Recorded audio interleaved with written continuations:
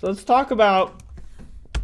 So we got Joseph Robinette Biden 2, the winner of the 2020 presidential election.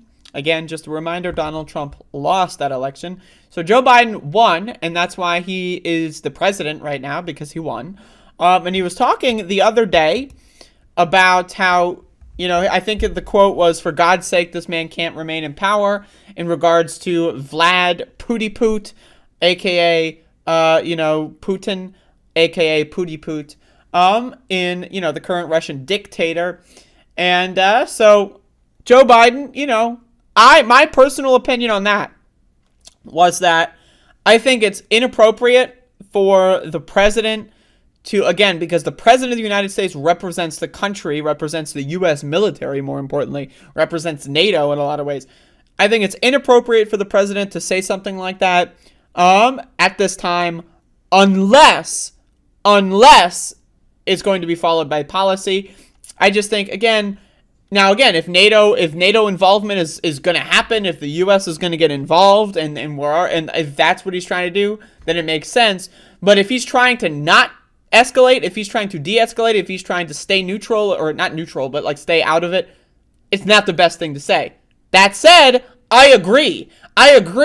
Vladimir Putin, if he died tomorrow, if he died right now, I think the world would be a better place. Now, again, it's possible someone in second in command or whatever, there would be like a fight for the leadership, and then the person that takes the fucking throne of the empire is even more crazy. Yes, that's possible. That's a concern, and that's something that we can all agree is something that we, again, which is why probably, again, I don't know. I don't know the line of succession or whatever it is. All I'm saying is, Putin, if he were to disappear tomorrow, the world would probably be a better place. Probably. But again, I'm not an expert. But also people, there's a backlash going on against this, mostly propped up by the right. So again, I'm gonna weigh in on that. But that's where we are now. This is him responding to questions when asked about these comments. So, do you believe what you said, that Putin can't remain in power? Or do you now regret saying that because your government has been trying to walk that back? Did your words complicate matters? Well, you asked 3 different questions. I'll answer them all. Number one, I'm not walking anything back.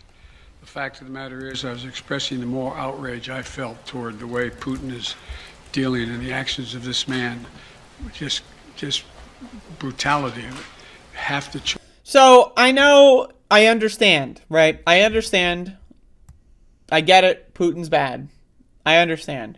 But it's hard for me to accept someone like the President of the United States. It's hard to take them seriously when they talk about Putin like this. Because, again, think about what Joe Biden has been doing since he became president. He campaigned on decriminalizing marijuana, and yet still thousands of people are going into steel cages, presumably for the rest of their life. They're losing valuable time out of their lives. They're going to steel boxes, being enslaved by the state because they had a blunt on them, right? Again, he campaigned on fixing that. He chose not to. Dare I say, the Title 42 bullshit at the border, turning back refugees, continuing the concentration camp policies of ICE, right? So again, the drone strike in Afghanistan, after they pulled out of Afghanistan, so-called, they did a drone strike, ended up killing 7 kids. Some guy went on TV, some military general said, "Whoops, my bad, but no one's going to be held to account. This is just a mistake. Mistakes happen." What? 7 kids are dead, right? Again, still aiding and abetting the genocide in Yemen with the military alliance with Saudi Arabia. Like, again, it's hard to take the President of the United States seriously when they weigh in on matters of morality. That said, in this narrow, without the hypocrisy, without all that, we understand that. In this narrow point, yes, I agree. Vladimir Putin is bad. Now, again, I think if Joe Biden wants to escalate, if he wants to do something about this, then this is good rhetoric, if that's the goal. If the goal is not to do so, I don't think this is helpful rhetoric. But, again, that depends on your perspective. A lot of people think that we are already in World War III.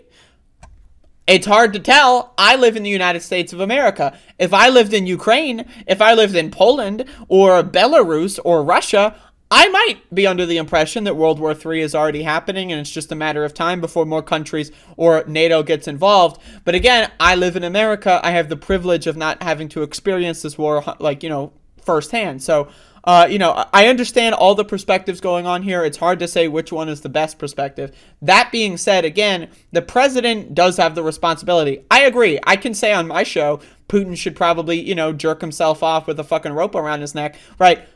Hey, I'm allowed to say that. I have a show, right? I'm not the president, right? But the president saying something like that, again, it puts us in this awkward position. Now, that being said, the right-wing outrage, like Lindsey Graham was going on television saying we need to go kill Putin or whatever. So the right wing trying to say that Biden's, they have been pushing Biden in this direction since this whole thing started, right? So it's like the right wing basically saying, "Whoa, Biden, what are you doing, bro?"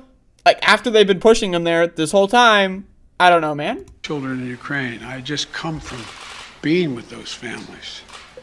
And so, but I want to make it clear, I wasn't then, nor am I now, articulating a policy change.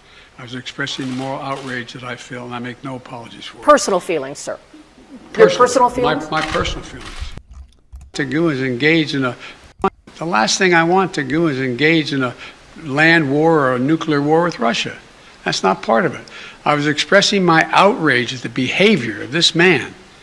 It's outrageous. It's outrageous. And it's more an aspiration than anything. He shouldn't be in power. People like this shouldn't be ruling countries, but they do. The fact they do, but doesn't mean I can't express my outrage about it. So again, I don't know. I think I've made my points clear. Now, again, if the perspective is America is going to be going to war eventually, maybe, right? Like if you think America and Russia are going to be fighting in this battle at some point, some people have the idea, do it sooner than later, get the conflict over as soon as possible. That way you minimize potential. I understand, right? There's a lot of angles here. I just want to say, I do think that the president trying to speak about foreign policy on a personal level versus from the U.S. policy, I think that, again, the role of the president is to speak on behalf of the country.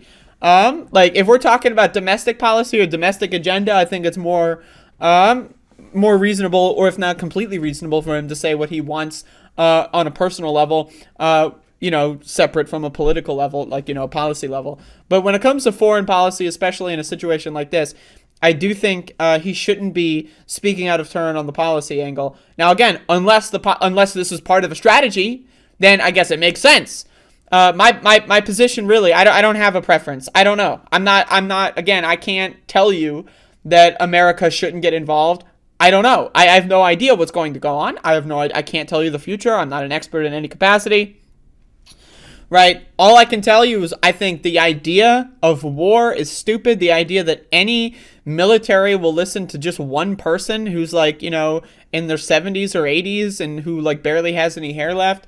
I don't know, that's weird. The idea that, one guy can say, I feel like just destroying a whole country, and then hundreds of thousands of military members are just willing to go do that, whether that is the guy in charge of Russia or the guy in charge of the United States of America. The idea that people are willing to just go murder civilians, murder children just for fun and games just because the big man, strong guy leader told them to, I think is ridiculous. The human impulse to kill one another because some old dude told them to. Wow, that's fucking crazy. But again, this is a very complicated issue, but we have to understand that the right wing has no value here. The right wing has been pushing Joe Biden to go to war in the worst way possible, right? The right wing wants to send out fucking what is it, the SEAL team or whatever, these motherfuckers are crazy. I wouldn't trust a right-wing psychopath in with the keys here either, because again, let's assume war is inevitable and we're going to have to get involved.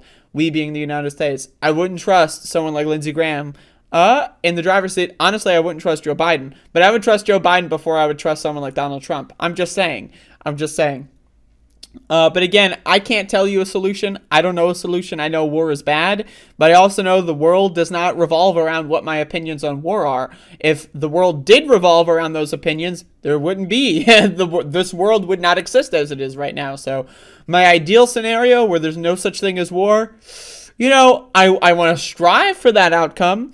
But as of this moment in time, I don't know how realistic that's going to be. I don't know. And it's scary. And it's nerve-wracking, and I think people are right to be, nervous or afraid about what's going on the world stage. That being said, again, the president speaks on behalf of the country, especially when it comes to foreign policy.